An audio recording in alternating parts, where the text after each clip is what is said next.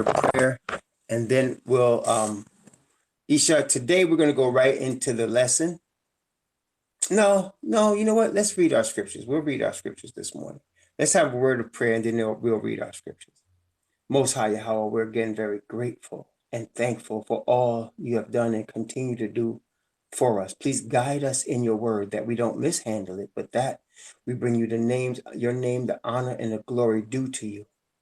In the name of the Messiah, we pray. Amen. All right. Yeah. Let's read our scriptures. Exodus chapter 31. Exodus chapter 31. And again, just to let you all know, it's available. The study is available on Periscope as well as Hangouts. The address for Hangouts is at the top of this page here, next to the title of the room, or right next beneath the title of the room. The sound is often better in Periscope. You have less issues with the technology in Periscope and in Hangouts usually than here in Power Talk, just to let you know. Exodus chapter 31, we'll read from verse 12 to verse 18. Exodus chapter 31 from verses 12 to 18. And Yahweh spake unto Moses, saying, Speak thou also unto the children of Israel, saying, Verily my Sabbaths ye shall keep, for it is a sign between me and you throughout your generations, that ye may know that I am Yahweh that doth sanctify you. Ye shall keep the Sabbath, therefore, for it is holy unto you. Every one that defileth it shall surely be put to death. For whosoever doth any work therein, that soul shall be cut off from among his people. 6 days may work be done, but in the seventh is the Sabbath of rest, holy to Yahweh. Whosoever doth any work in the Sabbath day, he shall surely be put to death. Wherefore, the children of Israel shall keep the Sabbath, to observe the Sabbath throughout their generations, for a perpetual covenant. It is a sign between me and the children of Israel forever. For in 6 days Yahweh made heaven and earth, and on the seventh day he rested and was refreshed. And he gave unto Moses, when he had made an end of communing with him upon Mount Sinai, 2 tables of testimony, tables of stone, written with the finger of the Most High. That was Exodus chapter 31, verses 12 to 18. Now we turn to Deuteronomy chapter 30. Deuteronomy chapter 30, verses 1 through 10. Deuteronomy chapter 30, verses 1 through 10. And it shall come to pass, when all these things are come upon thee, the blessing and the curse which I have set before thee, and thou shalt call them to mind among all the nations where Yahweh thy Most High have driven thee, and shalt return unto Yahweh thy Most High, and shalt obey his voice according to all that I command thee this day, thou and thy children, with all thy heart and with all thy soul, that then Yahweh thy Most High will turn thy captivity and have compassion upon thee, and will return and gather thee from all the nations where Yahweh thy Most High hath scattered thee. If any of thine be driven out unto the outmost parts of heaven, from thence will Yahweh thy Most High gather thee, and from thence will he fetch thee. And Yahweh thy Most High will bring thee into the land which thy fathers possessed, and thou shalt possess it. And he will do thee good and multiply thee above thy fathers.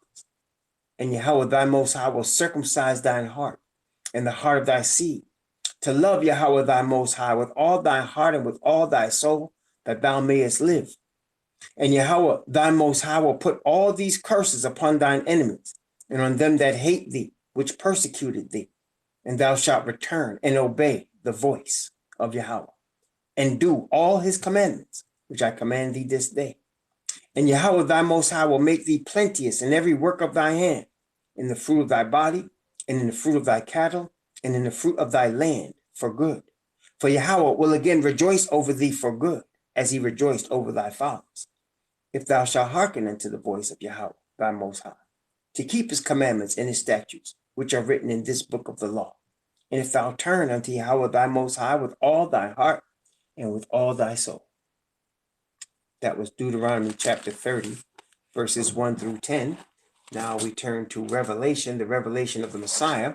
Revelation chapter 11, verses 15 to 19, which constitutes the seventh trumpet. Revelation chapter 11, verses 15 through 19. And the seventh angel sounded, and there were great voices in heaven saying, the kingdoms of this world are become the kingdoms of Yahweh and of his Messiah, and he shall reign forever and ever. And the 24 elders, which sat before Yahweh on their seats, fell upon their faces and worshipped Yahweh, saying, we give thee thanks, O Yahweh al Shaddai, which art and wast and art to come, because thou hast taken to thee thy great power and hast reigned, and the nations were angry, and thy wrath is come, and the time of the dead, that they should be judged, and that thou shouldest give reward unto thy servants the prophets, and to the saints, and them that fear thy name, small and great, and shouldest destroy them which destroy the earth.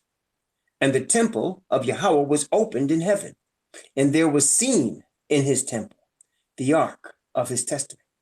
And there were lightnings and thunderings, there were lightnings and voices and thunderings and an earthquake and great hail. Praise the Most High Yah. So we've been looking at Hebrews. We've been studying the epistle to the Hebrews, and we have finished 4 divisions, 4 chapters of that study. And we have been really now, as of last night's study, taking a close look at the high priestly ministry of the Messiah.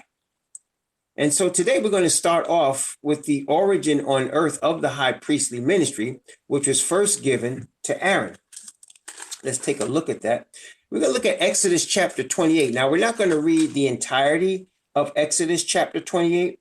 We're going to read sections of it, but I want you to get an understanding of who the high priest is, why he is, and what it means in more detail, so that we will understand more detail Messiah's role as the high priest. Now, we understood from last night, as we studied, the main role of Messiah as the high priest is to bring perfection of righteousness to the chosen people.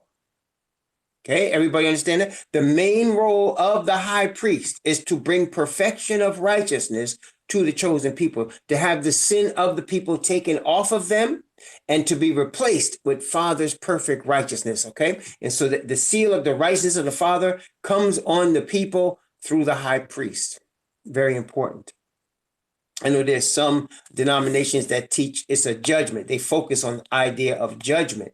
And while there is confession of sin, it's not simply for the sake of judgment's sake. It's for righteousness. It's for righteousness to rest on the chosen people, for those that want it, for those that surrender themselves to it. Okay. So let's take a look at Exodus chapter 28, and let's read from verse 1. From verse 1, start off from verse 1, and go down to verse 4, from 1 to 4.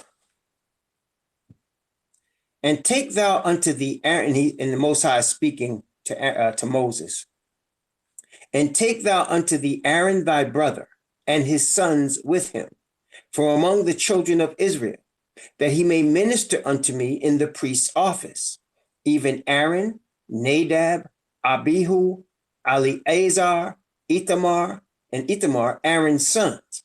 And thou shalt make holy garments for Aaron thy brother, for glory and for beauty.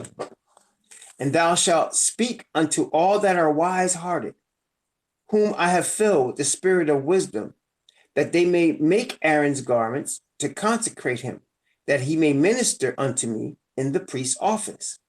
And these are the garments which they shall make: a breastplate, and an ephod, and a robe, and a broidered coat, and a mitre, and a girdle. They shall make holy garments for Aaron thy brother and his sons, that he may minister unto me in the priest's office. Now we continue. Before we continue, I want to make sure there's something you understand. We may not read it here, but the garments that were made for Aaron and his sons were not to be made or worn, even duplicated by anybody else. They were specifically only for the priest, for the priesthood. Okay, not anybody could just say, "Oh, I like that style. Let me do that." No, this was specifically only for Aaron. It was set apart only for Aaron and his sons. Also, I want to note that it was for Aaron and his sons. It was no other part of the children of Israel that were going to play this role. Only the descendants of Aaron and Aaron's sons were going to play the role of a priest in the sanctuary for the Most High. Everybody understand that so far? That's all that was going to be there. Okay. So let's continue. Exodus chapter 28. Let's go from verse 5. Let's go from verse 5 and go down to verse 12. Exodus 28 from verse 5 to verse 12. And they shall take gold and blue and purple and scarlet and fine linen. And they shall make the ephod of gold, of blue, and of purple, and of scarlet, and fine twined linen with cunning work. It shall have the two shoulder pieces thereof joined at the two edges thereof, and so it shall be joined together. And the curious girdle of the ephod, which is upon it, shall be of the same, according to the work thereof, even of gold, of blue, and purple, and scarlet, and fine twined linen. And thou shalt take 2 onyx stones, and grave on them the names of the children of Israel, 6 of their names on one stone, and the other 6 names of the rest on the other stone, according to their birth, with the work of an engraver in stone, like the engravings of a signet, shalt thou engrave the 2 stones with the names of the children of Israel. Thou shalt make them to be set in ouches of gold. And thou shalt put the 2 stones upon the shoulders of the ephod for stones of memorial unto the children of Israel.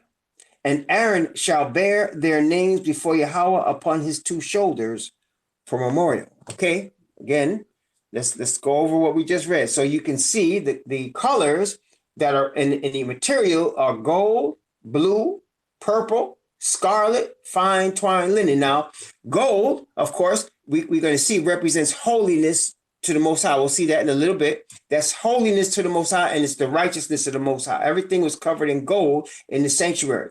Blue is the color of the ribbon they were told to wear to remind them of the commandments of the Most High. So blue is a representation of Yah's commandments. Everybody got that? So far, so good. Purple is a combination of blue and red. I think you understand what the red is. That's obviously blood. So blue is a combination, purple is a combination of blue and red. And then you got the red, the scarlet color, and then you have fine linen, which is the material that the Most High has chosen for the high priest to wear, which is why also you see Messiah also both in Daniel and in Revelation wearing fine linen as a priest, okay? All right. Also, very important. This priest is an Israelite priest, and he's coming to present himself before the Most High, and he's wearing the names of the 12 tribes on him. Everybody understand? Testing 1, 2, 3. So whenever somebody tried to claim that some Christian church is taking the place of the Israelite nation, look at this. The Most High has Aaron wearing the names of the 12 tribes on his person as he's representing them before the Most High. He didn't have the names of Babylon or Persia or Greece or Rome or America or Germany or Italy no, he has the names of the 12 tribes. And that's very important because that's who the high priest is representing. Okay. Again, we want to also make note of the point that the 10 Commandments were not given to everybody. I know people like to say that because of Adam, and Adam was the father of the human race, and yes, they were given to him, but later on, as he has a chosen people, the only chosen people he has, he says, I am Yahweh thy Most High, which brought thee out of the land of Egypt and out of the house of bondage. This is not everybody. This is a specific group of people, a specific nation that he has chosen for himself. And he has a high priest specifically for that nation. So the question would be asked, the natural question is, what about the Gentiles? Do Gentiles get a high priest? The Gentiles get a high priest as they receive the God of that nation. Okay, you cannot separate the people of the nation from the God of the nation. And so when you receive that nation and that people, you're receiving their God. Does that make sense, brothers and sisters? So, but it's specifically made for the Israelite people. Okay.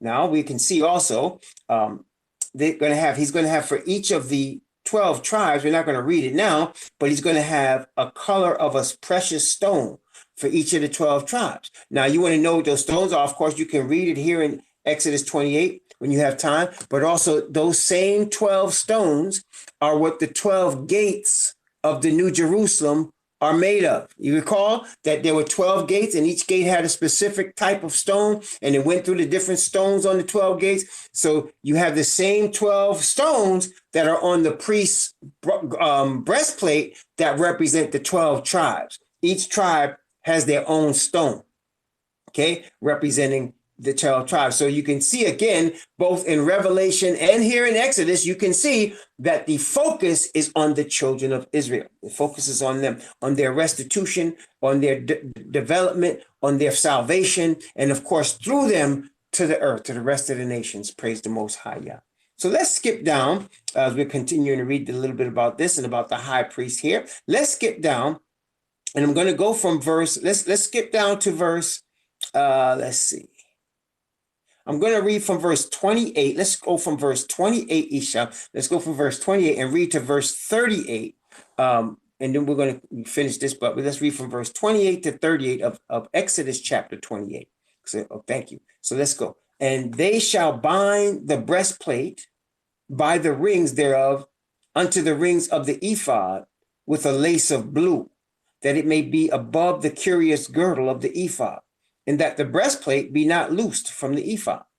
And Aaron, the high priest that is, shall bear the names of the children of Israel in the breastplate of judgment upon his heart. Notice that. Notice these words are deep. Aaron shall bear the names of the children of Israel in the breastplate of judgment upon his heart when he goeth into the holy place for memorial unto Yahweh continually. Continually. The Most High is thinking of his chosen people continually. Aaron is bearing upon his heart the names of the children of Israel, okay, as the high priest.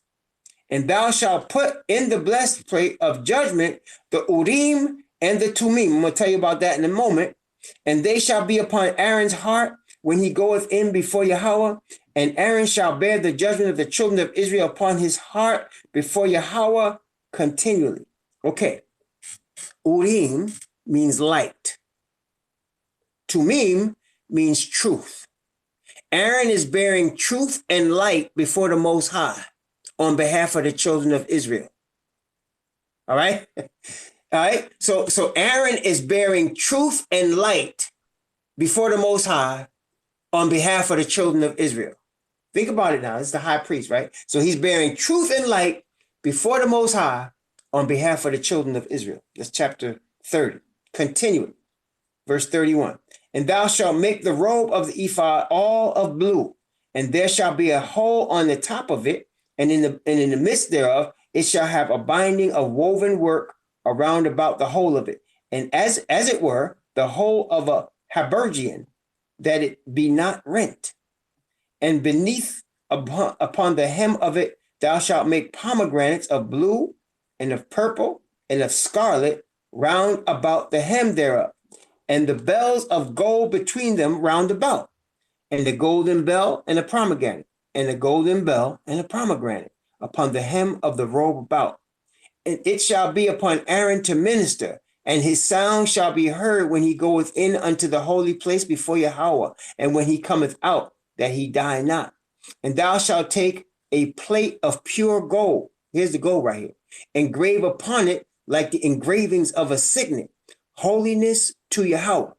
And thou shalt put it on a blue lace, that it may be upon the mitre, and upon the forefront of the mitre it shall be. And it shall be upon Aaron's forehead, that Aaron may bear the iniquity of the holy things, which the children of Israel shall hallow in all their holy gifts. It shall be always upon his forehead. that they may be accepted before Yahweh. So on the forehead. Now, let me ask you all a question. Where is the 144,000 sealed? Where are the people of Yah sealed? Where are they sealed? What part of their body do they receive the seal? That's right, in the forehead. And here you have on the forehead a mitre made of all gold and is set apart, or holiness to Yahweh. Set apart to Yahweh. Okay, so you're getting a picture here. The high priest is set apart to Yahweh on behalf of the children of Israel. He is entering before the Most High with gold to be set apart, that he may hallow all the gifts of the children of Israel, that he may bear their iniquity, and that he might give them, he might have them on his heart forever as precious stones with light and truth. So that the Most High's children of Israel, he wants them to be as precious stones of light and truth.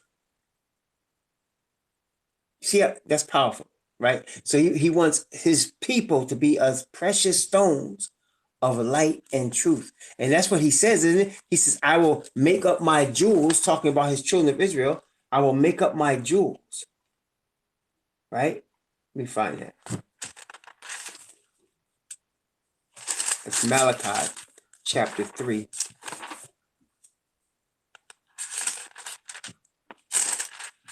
That's why he uses the term jewels, because he likens them unto precious stones, as he had on the breastplate.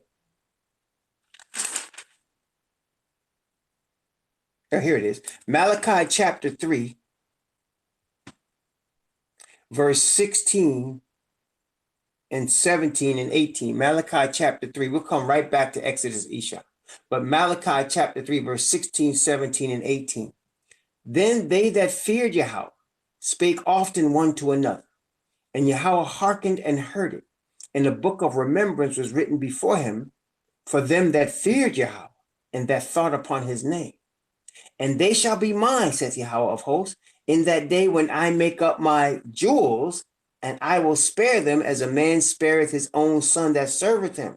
Then shall you return and discern between the righteous and the wicked, between him that serveth Yah and him that serveth him not. So he likens his chosen people unto precious stones because of righteousness and light and truth, which only he can give them.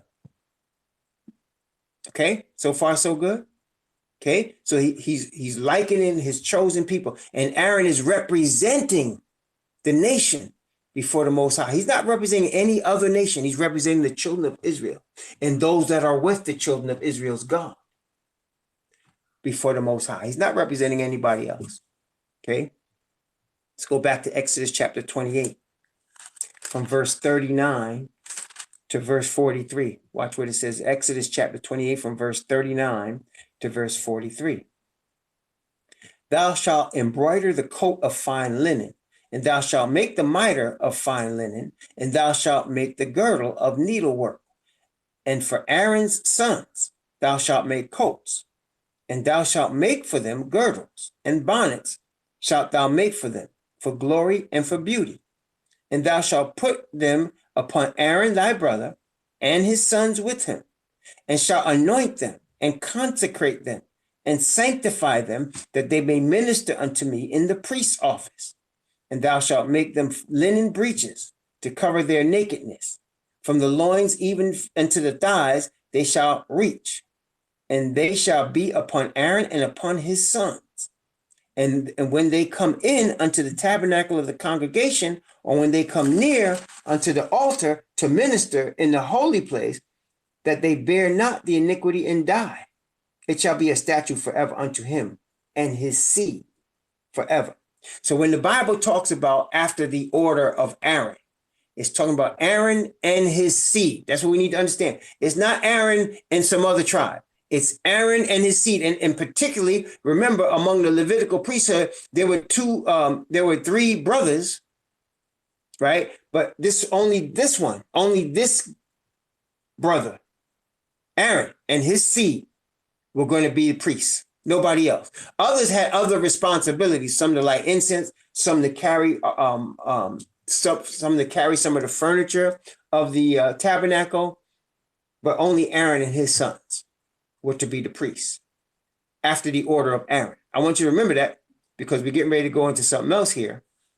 Okay, let's look at Numbers. I'm sorry, not Numbers. Let's look at Psalms 110. Psalms 110. Let's look at Psalms 110.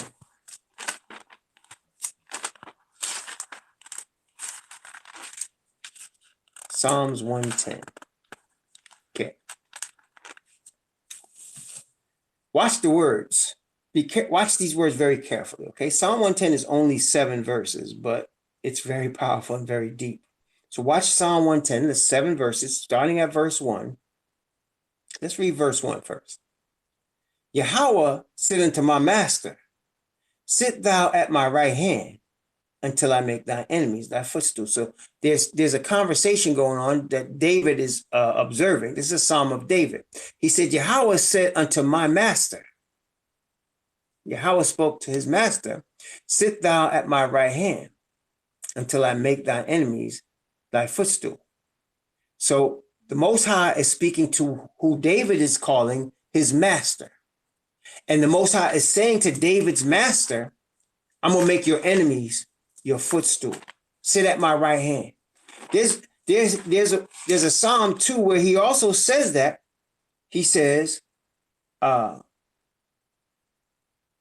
in Psalm 2, he says, ask of me, and I shall give thee the heathen for thine inheritance, and the uttermost parts of the earth for thy possession.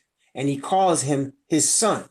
So in Psalm 110, the Most High is speaking to his son, which we know to be Messiah. And he says, sit thou at my right hand until I make thy enemies thy footstool. And in case you didn't understand that, what I just said, let's read a little bit more. Let's read from verse 2 down to verse 4. Psalm 110 from 2 to 4. Yahweh shall send the rod of thy strength out of Zion. Rule thou in the midst of thy enemies. Thy people shall be willing in the day of thy power, in the beauties of holiness from the womb of the morning.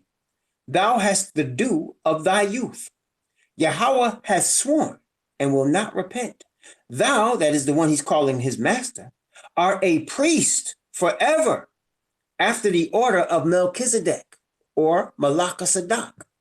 So the one that the Yahweh is talking to, who David says is his master, the Most High swore that that master is going to be a high priest, a priest forever after the order of Malachah. Now, this can't be Aaron or his sons, because Aaron is after his seed is after the order of Levi, and his sons are after Aaron's order, right? So this is not Aaron. This is after the order of Malachah. And so Aaron's seed is after the order of Aaron. That is his seed. Well, the master is after the order of Malachah. That is of Malachah-Sadok's seed. Are you following me so far? Testing 1, 2, 3. Malachah means king of righteousness. As we're going to find out later, it's translated king of righteousness. Malach means king. Sadok is righteousness. He's the king of righteousness, and he's a priest. Nobody can be a priest and a king except Messiah. Okay, so that's how we know it's Messiah. Nobody can be a priest and a king but Messiah. David was a king. David was also a prophet, but he was never a priest. Okay? Samuel was a priest, and Samuel was also a prophet, but Samuel was never a king. Okay? Only Messiah is prophet, priest, and king. There's only one. And that is why we have to be very careful not to blaspheme when you have churches and denominations and people trying to act like they're the intercessor between people and the Most High. Like the Catholic Church says Mary is an intercessor. That's blasphemy, brothers and sisters. There's only one intercessor, and that intercessor is the only one that can be prophet, priest, and king. There's no other, right? Okay, so he said, the Father said to Messiah, the Father made this declaration, thou, that is Messiah, art a priest forever after the order or by the seed, from the seed of Melchizedek. Somebody said, what? Who's Melchizedek? We're going to discuss that. But he's after the order of Melchizedek, after the seed of Melchizedek, or Melchizedek, as it says here. Let's continue. Psalm 110 from verse 5 to 7. Yahweh at thy right hand shall strike through kings in the day of his wrath. He shall judge among the heathen. He shall fill the places with dead bodies. He shall wound the heads over many countries. He shall drink of the brook in the way, therefore shall he lift up the head. So this is not talking peace, is it? It's not talking peace. He said he's going to live dead bodies. He's going to judge among the heathen. Okay? So the one that's prophet, priest, and king, he's going to do some work. He's going to represent his chosen people. He's going to take sin off of them and replace it with perfect righteousness. And then the enemies of Yah, he's going to take care of them too. Father said he involved too. He said, sit down. I'm going to make your enemies your footstool. So they're obviously going to be, again, we like to stress, unlike some religions teach, we teach from the word that when the Most High sends his Messiah back the second time, there's going to be a violent overthrow of the kingdoms of this world. It's not going to be a peaceful transition of power. There's going to be a violent overthrow of the religious and political, business, economic powers of this world, a violent overthrow. Okay? And it's not us that's going to lead the overthrow. It's Messiah himself that's going to lead the overthrow. Satan's kingdom of darkness is going to be overthrown and destroyed. All this unfairness that we see, all of the nasty things that we're seeing and beholding every day in terms of oppression, exploitation, murder, all of these rape and kidnapping, all it's going to be violently overthrown and destroyed. The people that propagate these things, the people that are behind these things, the people that say nothing about these things, violently overthrown. Watch this. I want to show you something with regard to that. Isaiah 63. When I was in the SDA church, they used to quote this verse as if it was a peaceful thing, as if Messiah was lonely. I'm going to show you what it really says. Notice Isaiah chapter 63. I'm going to read from verse 1 down to verse 6.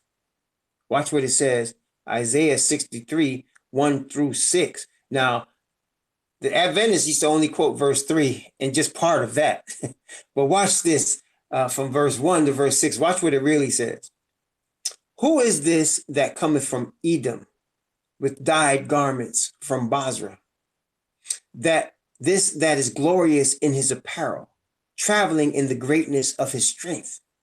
I that speak righteousness, mighty to save. Wherefore art thou red in thine apparel, in thy garments like him that treadeth the wine fat? I have trodden the winepress alone, and of the people there was none with me. For I will tread them in mine anger, and trample them in my fury, and their blood shall be sprinkled upon my garments, and I will stain all my raiment. For the day of vengeance is in mine heart, and the year of my redeemed is come. And I looked, and there was none to help, and I wondered that there was none to uphold. Therefore my own arm brought salvation unto me, and my fury it upheld me. And I will tread down the people in mine anger, and make them drunk in my fury, and I will bring down their strength to the earth. See? So he's talking about the heathen that have rejected him and that have mistreated his people and are unrepentant. This is what's going to happen. Yeah, it's a violent overthrow of their kingdom. It's a violent overthrow. See, people sit in these churches and they be mesmerizing the people and they be hypnotizing the people with their NLP and all the things they be doing, and they be putting the people to sleep. But when Messiah comes brothers and sisters, everybody gonna wake up. Everybody gonna wake up. You understand? It's gonna be, as the Bible, actually the Bible say he gonna shout as if he was drinking wine. That's what the Bible say. He gonna shout as one by reason of wine. So it's gonna be loud, it's gonna be an overthrow, it's gonna be something. The kings of this world are becoming the kings of Yahweh and of his Messiah. Yes, exactly. So brothers and sisters, our place here now, we're not starting any overthrow. I want all the government people listening to me to understand, because I got witnesses. I'm not saying you and I are going to violently overthrow anything, but Messiah is going to come out the sky with armies and overthrow this whole planet system. You understand? The whole planet system. Oh, yeah. That's what's going to happen. Okay. This also goes with Revelation chapter 14, by the way. Before we get back to Hebrews, I just want to stop by Revelation chapter 14. After the messages of the three angels, there's more to read, but most people don't read it. But let's take a look. Revelation chapter 14. I'm going to start at verse 9 and read from verse 9 all the way through. But let's start at verse 9 and go down from verse 9 to verse 13 to start us off. Revelation chapter 14 from 9 to 13. It's going to match what we just read in Isaiah 63. Okay, watch out. And the third angel followed them, saying with a loud voice, if any man worship the beast and his image, and receive his mark in his forehead or in his hand, the same shall drink of the wine of the wrath of Yahweh, which is poured out without mixture into the cup of his indignation. And he shall be tormented with fire and brimstone in the presence of the holy angels and in the presence of the Lamb. And the smoke of their torment ascendeth up forever and ever. And they have no rest day nor night who worship the beast and his image, and whosoever receiveth the mark of his name. Here is the patience of the saints. Here are they that keep the commandments of Yahweh and the faith of Yahweh. Verse 12 is very important, brothers and sisters. Almost every translation you will read does not say this. Okay, that's very important. All the translations have changed verse 12, and they've messed it up. Okay, messed it up. Verse 13, and I heard a voice from heaven saying unto me, write, blessed are the dead which die in Yahweh from henceforth. Yea, saith the Spirit, that they may rest from their labors, and their works do follow. And the reason I say that's important, you know what the word said. It said, do not change or add to or take away from my word, that you may keep my word. Didn't we know that from Deuteronomy chapter 4?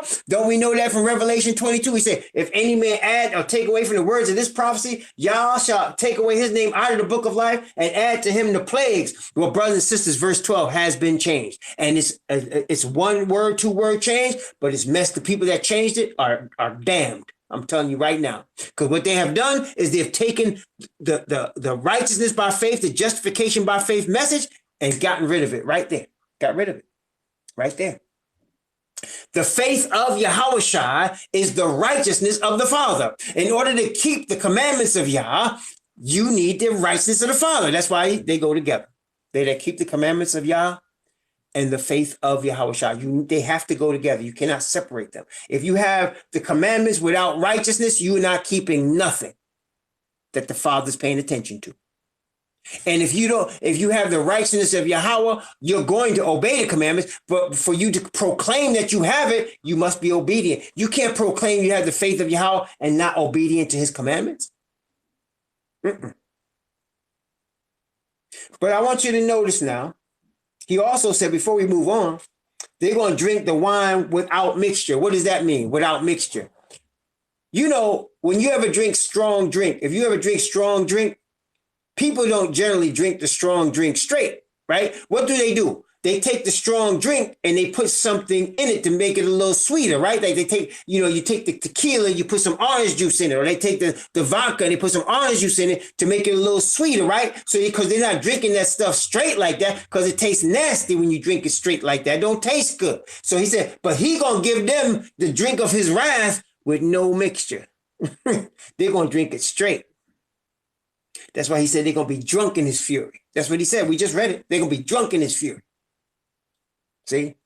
He's bringing wrath, man. Let's continue. From verse 14. Now watch this. From verse 14 to 20, this is Isaiah 63 that we just read. From verse 14 to verse 20. Notice what it said. Revelation chapter 14 from verse 14 to verse 20. And I looked, and behold, a white cloud. And upon the cloud one sat like unto the Son of Man, having on his head a golden crown, and in his hand a sharp sickle. And another angel came out of the temple, crying with a loud voice to him that sat on the cloud, Thrust in thy sickle and reap, for the time is come for thee to reap, for the harvest is ripe. And he that sat on the cloud thrust in his sickle on the earth, and the earth was reaped. And another angel came out of the temple, which is in heaven, he also having a sharp sickle. And another angel came out from the altar, which had power over fire. And he cried a loud cry to him that had the sharp sickle, saying, Thrust in thy sharp sickle, and gather the clusters of the vine of the earth, for her grapes are fully ripe. Remember, he talked about trampling on grapes and trampling on people as if they were grapes in Isaiah 63. Here you go. And the angel thrust in his sickle into the earth, and gathered the vine of the earth, and cast it into the great winepress of the wrath of Yahweh. And the winepress was trodden, that means it was stomped on, without the city, and blood came out of the winepress, even unto the horses' bridles, by the space of 1,600 furlongs. Remember it said in Isaiah 63, my garments are stained because of their blood?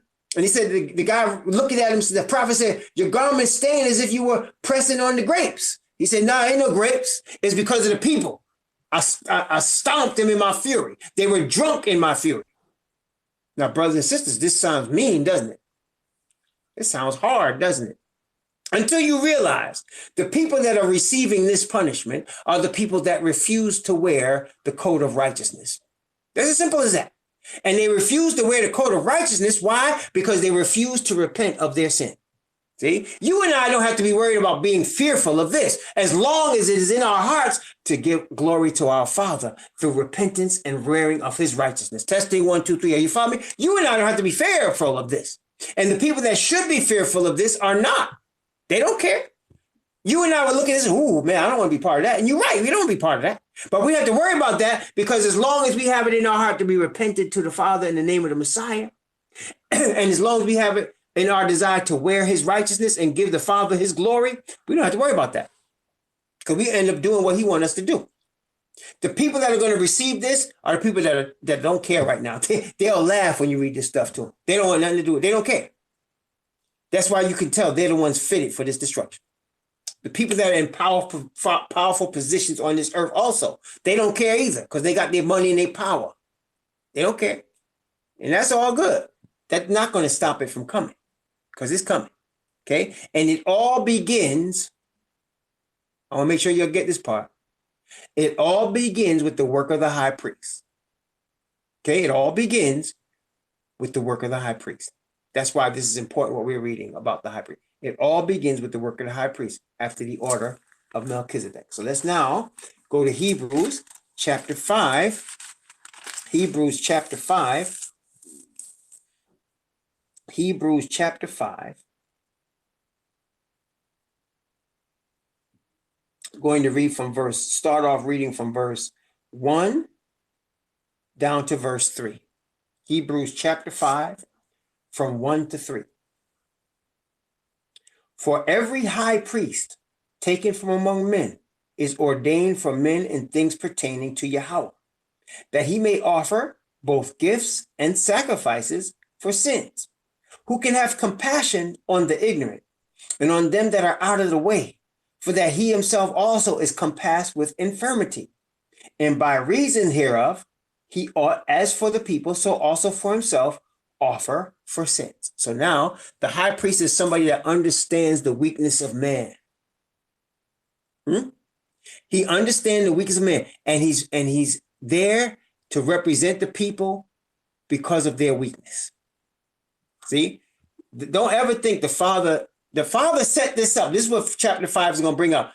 Messiah didn't make this up. He didn't decide. Messiah didn't just say, Father, I want to be the high priest. Can you make me the high priest? No. Father said, son, I'm choosing you. He said, I have sworn. Remember, we just read it in Psalm 110. He said, I have sworn and will not repent. You're going to be my priest forever after the order of Melchizedek. Father set this up. So he wanted to have a system of salvation set up where we will understand he knows how we feel. He knows our temptations. He knows our weaknesses. He understands that. That's not a problem for him. The problem is that we don't bring it to him. That's all he wants. He wants a repentant heart, a sincere heart that brings all your shortcomings and weaknesses to him. That's all. That's what he wants. Our Satan would have us focus on our shortcomings and weaknesses, and in focusing on it, we are wrestling with ourselves. Right? You understand that? He would have us focusing on our shortcomings and weaknesses and have us wrestling with ourselves. And you know what? We never win that battle, do we? We never win that battle. We never win.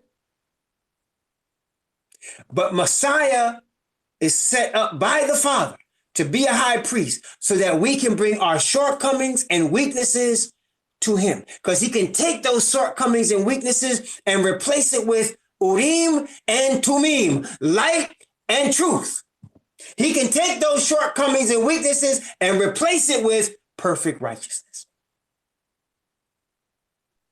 Our Satan knows this.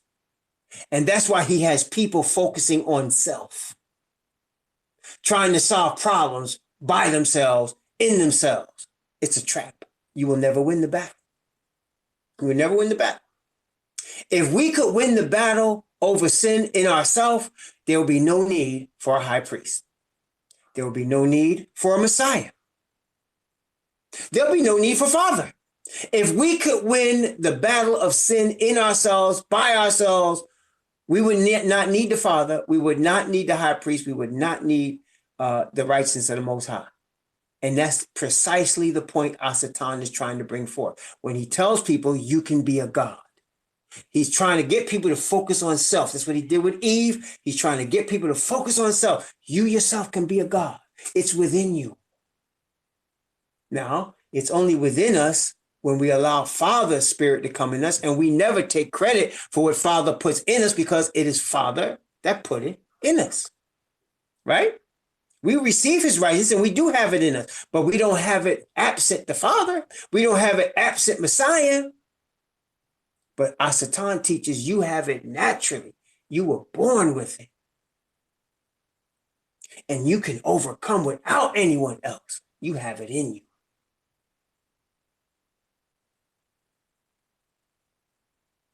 And that's what he's trying to accomplish by having us, especially Israelites, not understand who our high priest is and what he means to us. In order to give the Father the glory that is due to him, we need to have his righteousness dwelling within us. We have been created by the Father as Israelites for the express purpose of bringing him glory. The space in our hearts was designed to receive his righteous spirit. Let me say that again. The space in the heart of the Israelite was designed. You were made to receive his righteous spirit. Okay?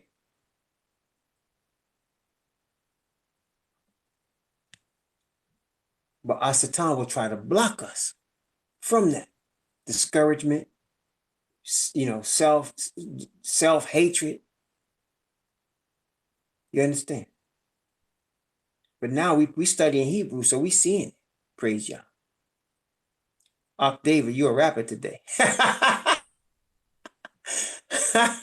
You're a rapper today, man. You should write it. Yeah, you should write it. All right. Hebrews chapter 5. Let's go from verse 4 down to verse 6. Hebrews chapter 5, from verse 4 to verse 6.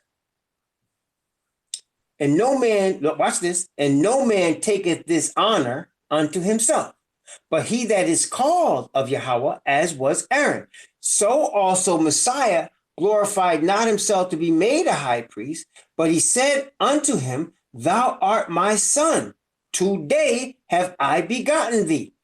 As he said also in another place, Thou art a priest forever, after the order of Melchizedek. See, there it is. So thou art my son. Today have I begotten thee. What day was that? Let me ask you all. Give me the answer now.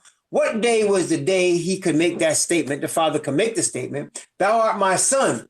Today have I begotten thee. When did that happen? Talk to me. Talk to me. When was that? When he said, Thou art my son. Now, it was prophesied. The prophet here is repeating a prophecy that was written about Messiah. And that was from Psalms 2. But I'm asking you, when did it actually be fulfilled when he said, Thou art my son, today have I begotten to you? Let me give you a hint. Okay? Ready? When is any person begotten? You know, we have all kind of lineages in the Bible, right? So-and-so begot so-and-so, and so-and-so begot so-and-so, and so-and-so begot so-and-so, right? When was he begotten? When he was born. That's exactly right. Abraham begot Isaac. Isaac begot Jacob. Jacob begot the 12 sons, right? That means these are his children, right? So when did the father have a child? He had a child when the Messiah was born. Now, that doesn't mean, of course, Messiah didn't start to exist at that time, but he started to exist as Yahushua. Yah exists to save at that time. Prior to that, his name was not Yahushua. In fact, we know that the angel Gabriel named him, which we know that instruction came from the Father. He said, Thou shalt call his name Yahushua, for he shall save his people, that is our high priest, from their sins. That's exactly right. Yahweh means Yah exists. Yahushua, Yah exists to save. And of course, the Most High said in the book of Deuteronomy, my name is in him. My name is in him. That's what he said. My name is in him. And brothers and sisters, as Israelites, we can surely say we are the only people that have been called by his name. Praise Yah. Called by his name. Okay, so he said, Messiah did not glorify himself to be made a high priest, but the Father said, I've begotten you. So when Messiah came and was born of Miriam, that statement came to pass. Thou art my son. This day have I begotten you. Okay? He was begotten of the Father. And that's why Joseph is not the father. Because the Father in heaven said, I have begotten you. I have begotten you. As the Father's seed. The seed was the spirit of the Father. And that's what Gabriel said to Miriam. He said, the spirit of the highest shall come upon you. And that holy thing that is born of you shall be called the Son of Yah. That's right. That's right. There you go. Okay. And by the way, just as an aside, that is not the doctrine of Immaculate Conception. Many people say, well, that's the Immaculate Conception doctrine. No, you better go study Immaculate Conception. I dare anybody, go look up Immaculate Conception. That's not it. Immaculate Conception says Mary was born without having a father, except the Most High. That's what Immaculate Conception, that's the doctrine of that. This is, if you want to talk about Catholicism, the doctrine is incarnation. That's this doctrine. And you want to talk about that. It's incarnation, which means Father put his spirit in the woman for the woman to have his son. Okay? That's why he's the Son of Man and the Son of Yah. Praise the Most High. Now, he told him he's after the order of Melchizedek. Now remember, Father said, I've begotten you, and you're after the order of the King of Righteousness. We're getting ready. I'm moving up, to the point where we get to chapter 7, we're going to talk a lot more about Melchizedek, a lot more about him. Okay? We're not doing that right now. Just 2 chapters from here. All right? All right, so now, Hebrews chapter 5. Let's read again from verse 6 down to verse 10. Okay, from verse 6 down to verse 10. As he said also in another place, thou art a priest forever, after the order of Melchizedek, or Malachizedek, who in the days of his flesh, when he had offered up prayers and supplication with strong crying and tears unto him that was able to save him from death, and was heard in that he feared, though he were a son, yet learned he obedience by the things which he suffered.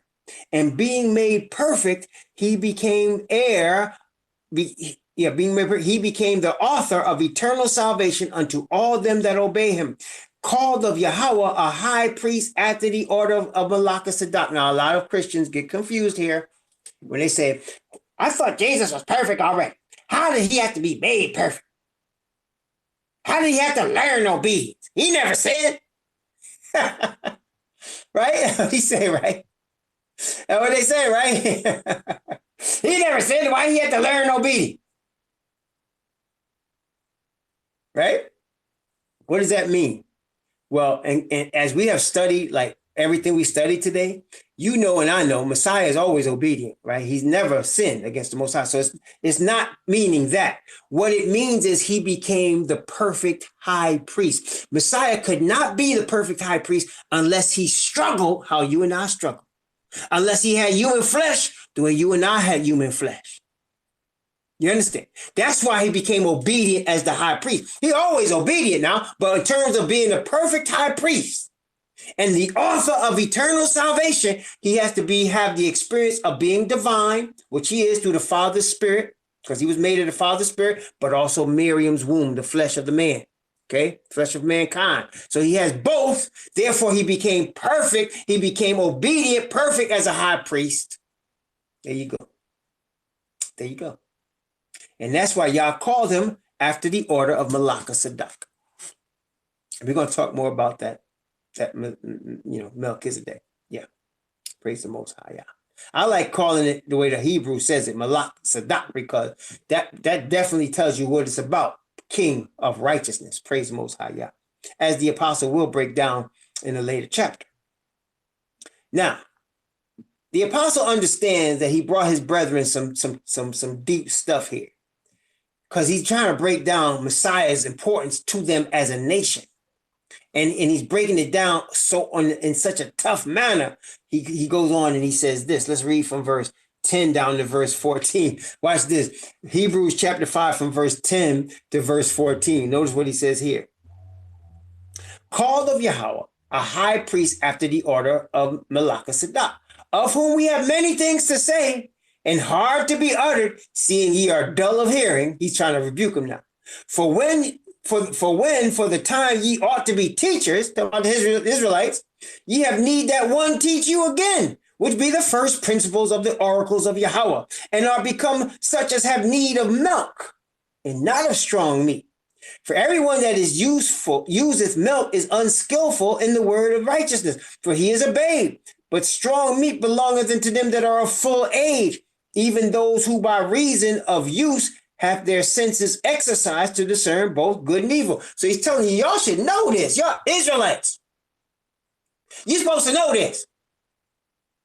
But I got to take it easy on you like y'all beginners. That's what he's saying. I got to take it easy on you because y'all acting like some beginners. Okay? That's another reason, obviously, we know this epistle was written strictly for the Hebrews. This is for the Hebrews. He's trying to teach them about Messiah, things that he says they should already know. They should already know. But he's going to break it down for them from the beginning. And so he's giving, so that's where we're going to take a break here, because he said, y'all dull of hearing. I'm not saying y'all dull of hearing, but he's saying, I gave y'all a lot. Let me be easy on you for a second. All right. Praise the Most High. We're going to take a break right here. Let's have a word of prayer. Most High Yahweh, we are very grateful and thankful again for